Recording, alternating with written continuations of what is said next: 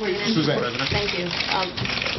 Back to Iran, putting a human face on this. Over the weekend, we saw a shocking video of this woman, Neda, who had been shot in the chest and bled to death. Have you seen this video? What is your reaction? It's heartbreaking. It's heartbreaking. And I think that anybody who sees it knows that there's something fundamentally unjust about that. We also have people on the ground who have been saying that the streets are quieter now, and that is because they feel that they're paralyzed by fear of people gone missing, fear of violence, that perhaps this is a movement that's gone underground or perhaps is dying. Do you have any concern over that? Yes. I have concern about how peaceful demonstrators and people who want their votes counted may be stifled from expressing those concerns. I think, as I said before, there are certain international norms of freedom of speech, freedom of expression. Hold on a second, Helen. That's a different question.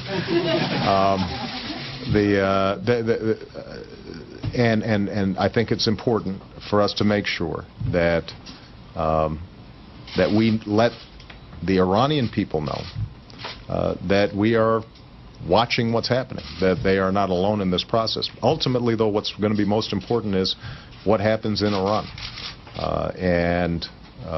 You know, we've all been struck by the courage of people. And I mentioned this, I think, in a statement that I made a couple of days ago. Some of you who had been covering my campaigns know this is one of my favorite expressions, was Dr. King's expression that the arc of the moral universe is long, but it bends towards justice. We have to believe that ultimately justice will prevail. So. The people who support him, which is the lower income in Iran, he comes from one of them. They see him as somebody who has their best interests at heart. And he's been, in all fairness, giving a lot of money to the lower income families.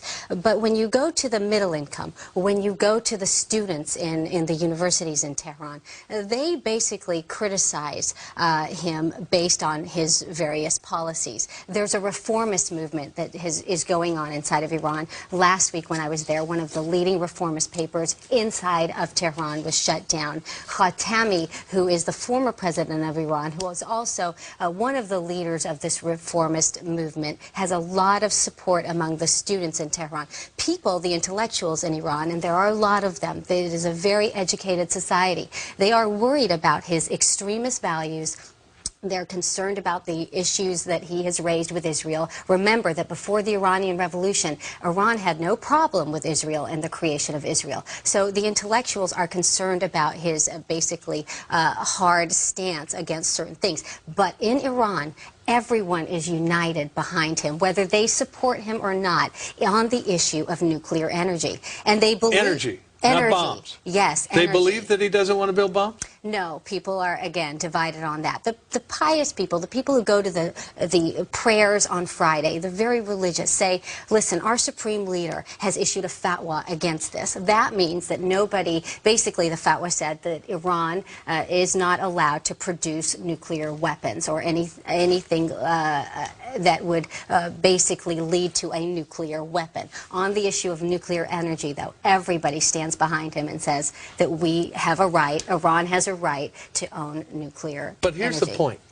He is telling the United States and the world, I'm not building a bomb. I just want to make electric lights go on. I just want to make hair dryers work. That's all I want. And yet... And nobody believes him. Well, nobody believes him because he's been lying for years now about this. Well, so do the Iranian people believe him? Do they actually think that he is, if they go ahead and they enrich uranium, that he's not building a bomb? No, I think most people agree that this is for a much larger cause. I think the intellectuals will tell you that, yes, Iran does want to pursue this to become a bigger power in the Middle East, and they don't see a problem with that on either end. When Khatami was here visiting, you heard him speak of the fact that Iran needs to prove that it can be trusted. In other words, i.e. a new government can come into place, which the Europeans and the U.S. can trust to be able to have and possess nuclear energy, be as close to building a nuclear weapon, but everyone to say, like Iran used to be back before this revolution, that Iran is a country that can have nuclear weapons but use them or not use them and be responsible about it. That's where you see the reformist movement in Iran moving towards. Big stories. Rudi Bakhtiar has returned from Tehran. It's good to see you back, Rudi. In terms of Iran, the president says by September they abandon the program or get into negotiations or face consequences. What does this administration have to do now to get that change, to get them to abandon a nuclear program? Look, this is one of the toughest challenges we face. Again, we all want to work with the president. Meaningful sanctions need to be imposed, but also we need to tell the people of Iran who are struggling for a free democracy and an open society and elections that are fair, that we're with them morally. I'm not talking about sending arms. I think the seminal event was the death of Neda on the street that was broadcast all around the world. That will fundamentally change the future of Iran because she was the symbol of an oppressive and repressive regime, and I think the winds of change will even blow through Iran. Now, whether it does quickly or not is hard to say. We didn't predict the collapse of the Berlin Wall, but it happened, and I believe that in Iran something is afoot that can't be stopped.